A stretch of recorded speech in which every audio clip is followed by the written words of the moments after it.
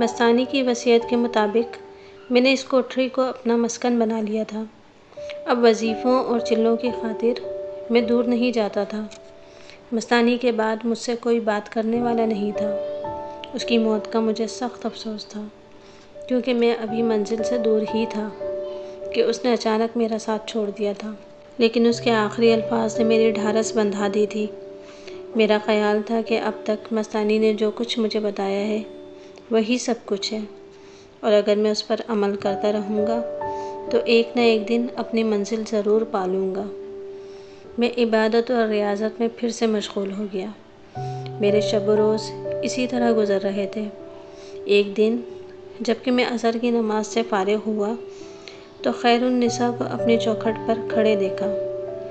خیر النساء وہی تھی جس کے گھر کافی عرصے پہلے مجھے مستانی عید میلاد النبوی صلی اللہ علیہ وسلم کی محفل میں لے کر گئی تھی۔ خیر النساء کے چہرے پر زمانے کی گرد جمی ہوئی تھی، لیکن میں نے اسے پہچاننے میں دیر نہیں کی۔ البتہ وہ مجھے نہیں پہچان سکی۔ اس کی وجہ یہ تھی کہ میرا حلیہ بگڑا ہوا تھا۔ نہ بھی ہوتا جب بھی وہ مجھے پہچان نہیں سکتی تھی، کیونکہ اس نے مجھے مستانی کے ساتھ عورت کے روپ میں دیکھا تھا۔ مستانی کا یہ آستانہ نہ صرف حیدرآباد شہر کے باہر واقع تھا، بلکہ کوئی بھی اسے نہیں جانتا تھا۔ خیر النساء کی اس غیر متوقع آمد نے مجھے سوچنے پر مجبور کر دیا۔ بہرحال خیر النساء یہاں تک پہنچ گئی تھی۔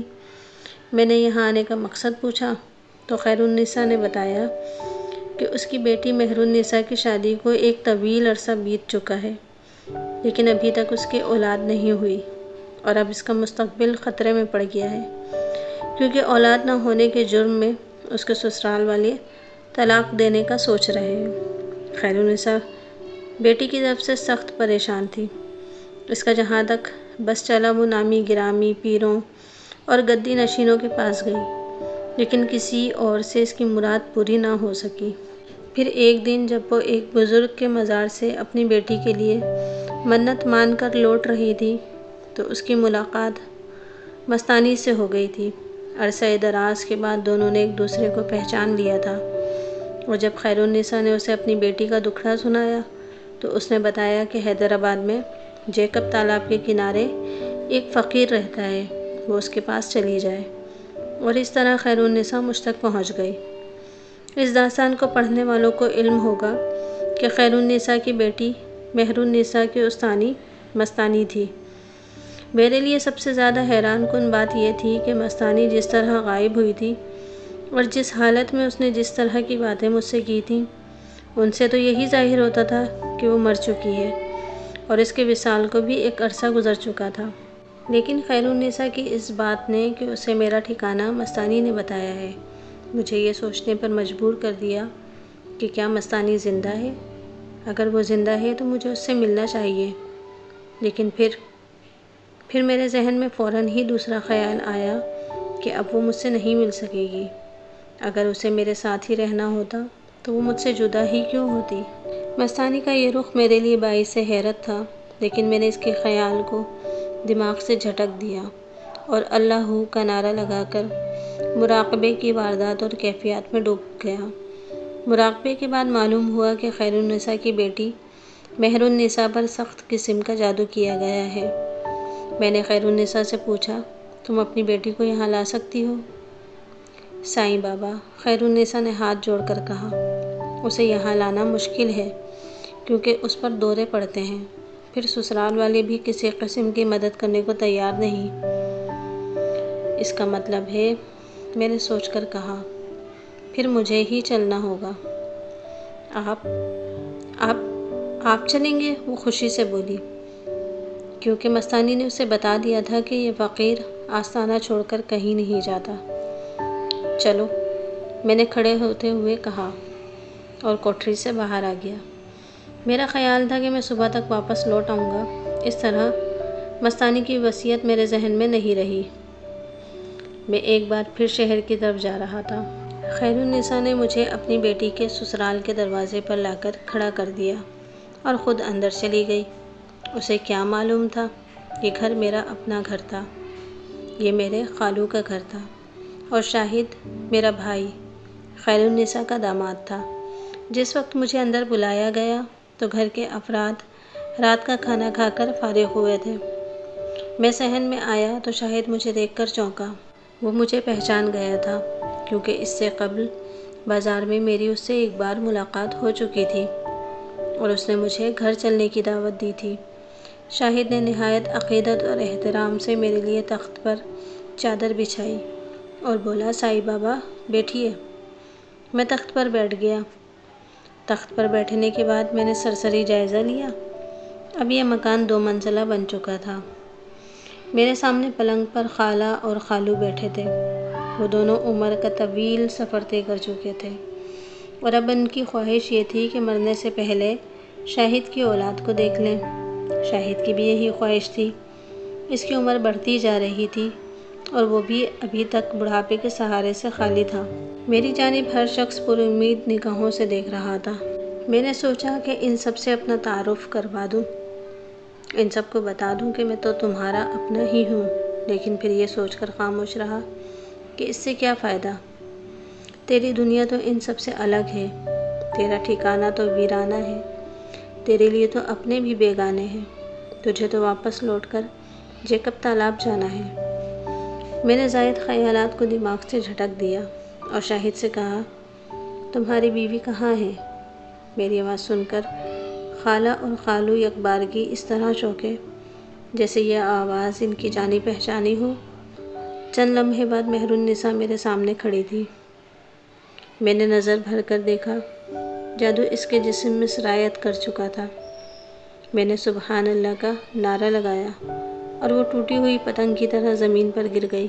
میں نے شاہد سے پوچھا، تجھے اولاد کی تمنا ہے؟ شاہد نے ماں باپ اور ساس کی موجودگی میں شرم سے گردن جھکا لی۔ سائیں بابا، اولاد کی تمنا کس سے نہیں ہوتی؟ خالہ جان نے نہایت ہی دکھ بھرے لہجے میں کہا، ہم کو شاید خدا نے اب تک زندہ ہی اس لیے رکھا ہے کہ پوتے پوتیوں کو دیکھ لیں۔ اگر آپ کی دعا سے میری بیٹی کی گود بھر گئی تو منہ مانگا انعام دوں گی۔ مہر النساء کی ماں خیر النساء نے کہا۔ ہاں ہاں، خالہ جان نے چڑھ کر کہا، اس کا بانجھ پن دور ہو گیا تو جو کہو گے انعام ملے گا۔ خالہ جان کے اس تمسخر آمیز جملے سے چڑھ کر میں بھی بولا، مجھے انعام نہیں چاہیے، خالہ جان خدا آپ کی خواہش پوری کر دے۔ میری یہ بات سنتے ہی خالہ، خالو اور شاہد جواب طلب نظروں سے دیکھنے لگے۔ مجھے فوراً ہی خیال آیا کہ میں نے بے خیالی میں خالہ جان کو براہ راست مخاطب کیا تھا۔ مجھے ایسا نہیں کرنا چاہیے تھا، لیکن اب کیا ہو سکتا تھا؟ زبان سے نکلے ہوئے الفاظ کبھی واپس نہیں آتے۔ اب خود کو چھپانا بیکار تھا، لہٰذا میں نے شروع سے لے کر آخر تک اپنی کہانی ان لوگوں کو سنا دی۔ میں نے مہر النساء پر کیے گئے جادو کو 2 راتوں ہی میں کاٹ دیا۔ اس کام سے فارغ ہونے کے بعد میں واپس اپنی کوٹری میں جانا چاہتا تھا، لیکن اپنوں کی محبت نے میرے پاؤں میں زنجیریں ڈال دیں۔ دراصل خالہ اور خالو چاہتے تھے کہ میں کم از کم اس وقت تک تو ساتھ رہوں جب تک ان کی گود میں پوتا یا پوتی آ جائے۔ خدا جانے یہ ان کی محبت تھی یا وہ میرے دعوے کی تصدیق کرنا چاہتے تھے۔ مجھے اوپر والی منزل پر ایک کمرہ دے دیا گیا۔ اس میں آسائش کی ہر چیز موجود تھی۔ میرے برابر والے کمرے میں مہر النساء کی ماں خیر النساء رہتی تھی۔ بیٹی کی شادی کے بعد اس نے میر پور خاص چھوڑ دیا تھا اور وہ حیدرآباد میں اپنے داماد کے پاس ہی رہائش اختیار کر چکی تھی۔ اس دنیا میں بیٹی کے سوا اور کوئی اس کا تھا بھی نہیں۔ وہ نیک بخت ہر وقت میرا خیال رکھتی۔ شاید اسے اپنی بیٹی کے مستقبل کی بہت زیادہ فکر تھی اور وہ اسی وجہ سے نوکر کی طرح آگے پیچھے رہتی تاکہ میں زیادہ سے زیادہ اس کی بیٹی کے لیے دعا کرتا رہوں۔ میں اس کی خدمت گزاری سے متاثر تھا۔ رانی کو بھی میرا حال معلوم ہو چکا تھا۔ اس کے سسرال والے بھی اولاد نہ ہونے کی وجہ سے اس سے سخت نالاں تھے اور انہوں نے اسے واپس میکے بھیج دیا تھا۔ رانی کا شوہر پڑھا لکھا تھا، اسے رانی سے محبت تھی، لیکن اولاد نہ ہونے کے داغ ایسا تھا جس کی وجہ سے وہ ماں باپ کے سامنے کچھ نہیں کہہ سکتا تھا۔ وہ انہیں بتائے بغیر اپنی بیوی سے ملنے سسرال آ جاتا تھا۔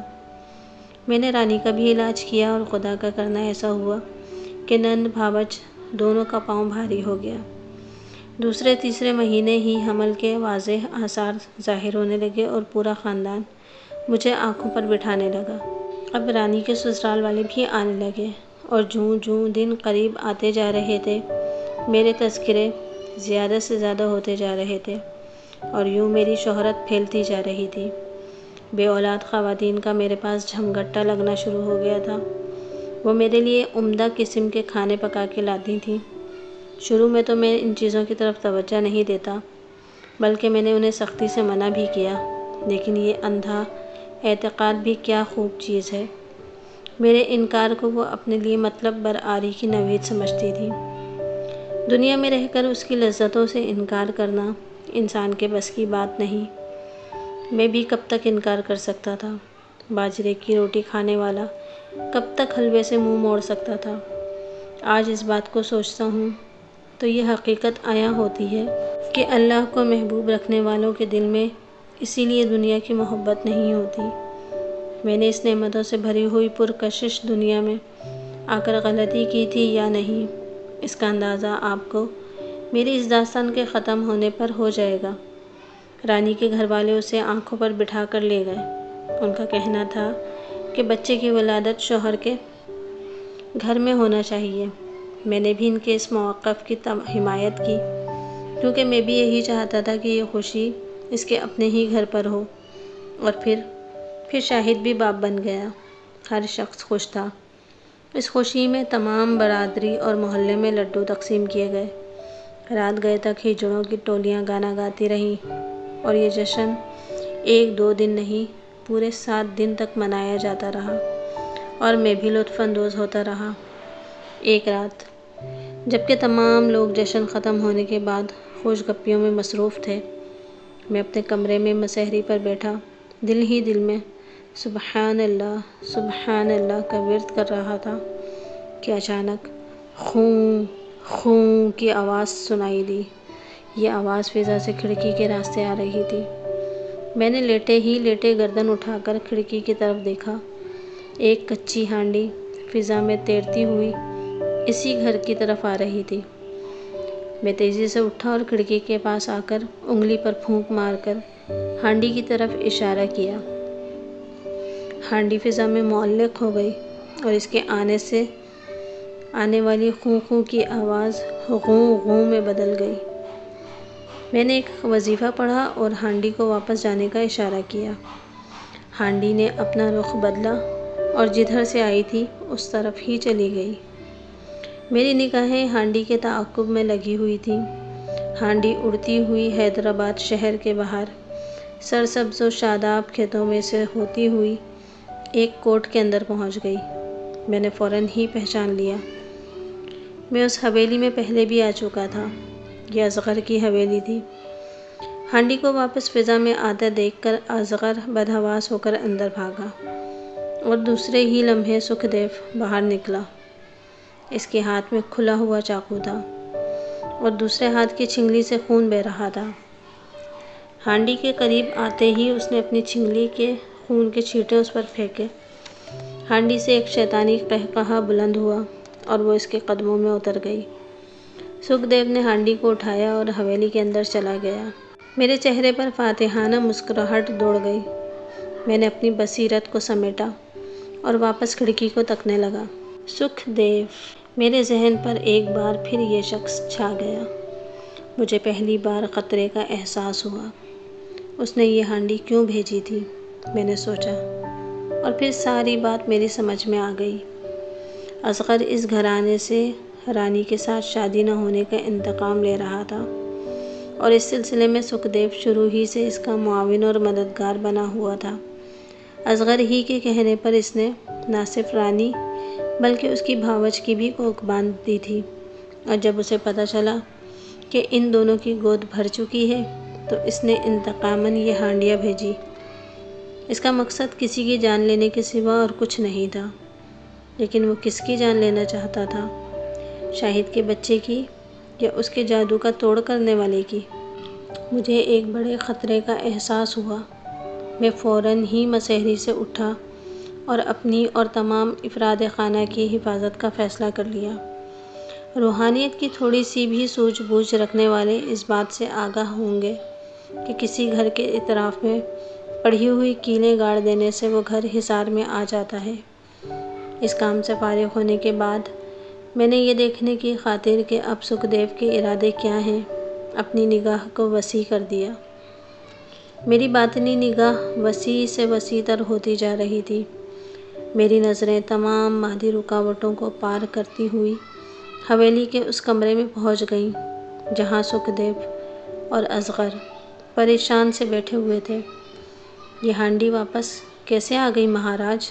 اصغر نے خوفزدہ ہو کر پوچھا۔ یہی وچار تو مجھے بھی ہے، سکھ دیو نے جواب دیا، پھر کمرے میں ٹہلتے ہوئے بولا، اس دھرتی پر ایسا شکتی دان کون ہے جو میرے منتر کا توڑ کر سکے؟ یہ وقت سوچنے کا نہیں، کچھ کرنے کا ہے مہاراج، اصغر نے اسی طرح خوفزدہ لہجے میں کہا۔ وچار بنا کچھ نہیں کیا جا سکتا، سکھ دیو نے بے چینی سے ٹہلتے ہوئے کہا، جب تک مقابل کا پتہ نہ چل جائے کچھ نہیں کیا جا سکتا، کچھ نہیں کیا جا سکتا۔ میرا تو خیال ہے کہ وہ جو کوئی بھی ہے اسی گھر میں رہتا ہے، اصغر نے ڈرتے ڈرتے کہا۔ ہاں، تیرا وچار صحیح ہے، سکھ دیو نے اس کے خیال کی تائید کی، پھر فضا میں نظریں گاڑتے ہوئے بولا، لیکن وہ کون ہو سکتا ہے؟ وہ جو کوئی بھی ہے، اس نے آپ کے جادو کا توڑ کر کے میری محبوبہ کی گود بھر دی ہے، اصغر بے بسی سے بولا۔ سکھ دیو نے اصغر کی اس بات کا کوئی جواب نہیں دیا۔ وہ گردن جھکائے بے چینی کی حالت میں ٹہل رہا تھا۔ اسے خاموش دیکھ کر اصغر کو مزید بولنے کا حوصلہ ہوا۔ وہ نہایت ہی بے چارگی سے بولا، مہاراج، آپ کے ہوتے ہوئے میرا دشمن سکون سے رہ رہا ہے۔ یہ سن کر سکھ دیو ایک دم رک گیا، پھر وہ مسکرا کر بولا، آج سے وہ تمہارا ہی نہیں میرا بھی دشمن ہے، اور میں اپنے دشمن کو کبھی معاف نہیں کرتا، کبھی نہیں۔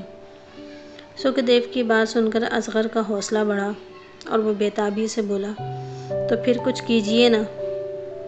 جلد بازی اچھی نہیں، اس نے اصغر کو سمجھایا، پہلے مجھے دشمن کے بارے میں جان لینے دو کہ وہ کتنا شکتی کا مالک ہے۔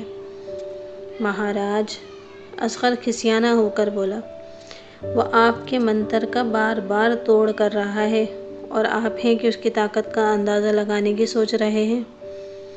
اس کی اسی حرکت نے تو مجھے سوچنے پر مجبور کر دیا ہے، اس نے خلا میں دیکھتے ہوئے جواب دیا۔ پھر اصغر کے کاندھے پر ہاتھ رکھ کر اسے سمجھاتے ہوئے بولا، تم نہیں جانتے، جب دو پہلوان مقابلے پر آتے ہیں تو جیت اسی کی ہوتی ہے جو سوچ سمجھ کر داؤں لگاتا ہے۔ پھر وہ فضا میں دوبارہ دیکھتے ہوئے بولا، تم چنتا نہ کرو، میں اپنے سے ٹکرانے والے کو سکھ کی نیند نہیں سونے دوں گا، کبھی نہیں سونے دوں گا۔ یہ کہہ کر اس نے دبا ہوا سا قہقہا لگایا۔ میں نے اس کی فضول باتیں سننے کے بجائے واپس آنا ہی بہتر سمجھا۔ اس واقعے کے کوئی 1 ماہ بعد ہی، جبکہ رانی اپنے میکے آئی ہوئی تھی، صبح ہی صبح اس کا بچہ پلنگ پر سے غائب ہو گیا۔ کسی کی سمجھ میں نہیں آ رہا تھا کہ یہ کیسے ہوا، لیکن میں جانتا تھا کہ یہ سکھ دیو کی شرارت ہے۔ میں نے مراقبے کے ذریعے معلوم کرنا چاہا کہ بچہ کہاں ہے، لیکن صحیح طور سے کچھ معلوم نہ ہو سکا۔